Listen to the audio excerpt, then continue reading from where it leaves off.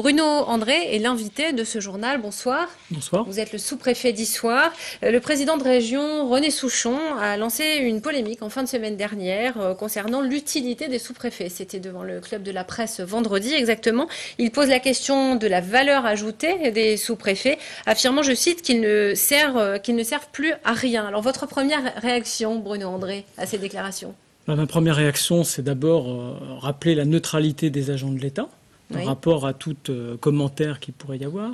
Ensuite, dire que ce qui est extrêmement important pour un sous-préfet, c'est d'abord qu'il appartient à une équipe préfectorale sous l'autorité du préfet et que lui-même dispose d'une équipe. Vous êtes 16 à Issoire, c'est ça? Voilà, tout à fait. Quel est votre rôle?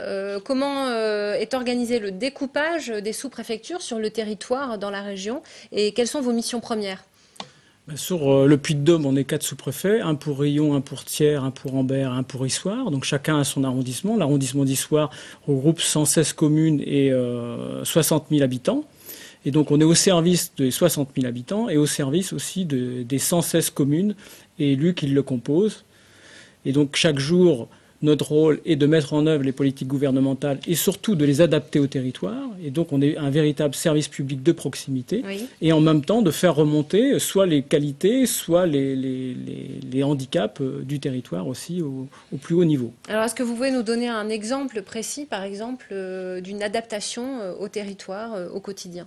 Une adaptation récente, si vous voulez, est partie d'une initiative sur l'export d'abord. On a essayé de développer l'export auprès des entreprises d'Issoire. Et le réseau qu'on a pu tisser, je dirais, avec les élus et avec les entreprises et le pays d'Issoire notamment, on l'a utilisé aujourd'hui pour mettre en œuvre une politique de l'emploi plus proche des demandeurs d'emploi, plus proche des élus et des entreprises pour véritablement adapter l'offre et la demande. Alors bien évidemment, l'actualité, c'est l'épisode de grand froid qui traverse le pays et la région.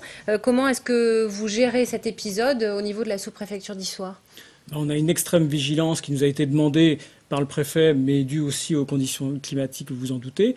Donc on se met en relation, je dirais, avec la direction départementale de la cohésion sociale qui organise l'ensemble des moyens sur le département. On est en relation très directe et quotidienne avec le maire d'Issoire, ainsi qu'avec la gendarmerie et le 115 qui nous donne en fait l'état des demandes ou des signalements qu'il pourrait y avoir. Alors vous avez un centre d'hébergement d'urgence à Issoire. Il y a quelques modifications alors qu'il y a justement cet épisode de grand froid?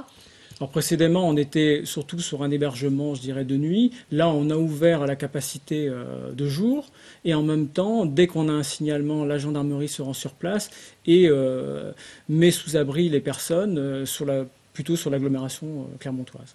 Est-ce qu'il y a d'autres mesures qui sont prévues alors que le plan hivernal est au niveau 3 actuellement? Là, on est au niveau maximum. Là, on a augmenté le nombre de maraudes, notamment sur Clermont-Ferrand. Oui. Et on a mobilisé l'ensemble des dispositifs de gendarmerie et des élus sur le territoire afin d'être sûr qu'il n'y ait aucune personne qui se verrait refuser ou ne pas aller à un hébergement. Merci Bruno André d'avoir répondu à notre invitation.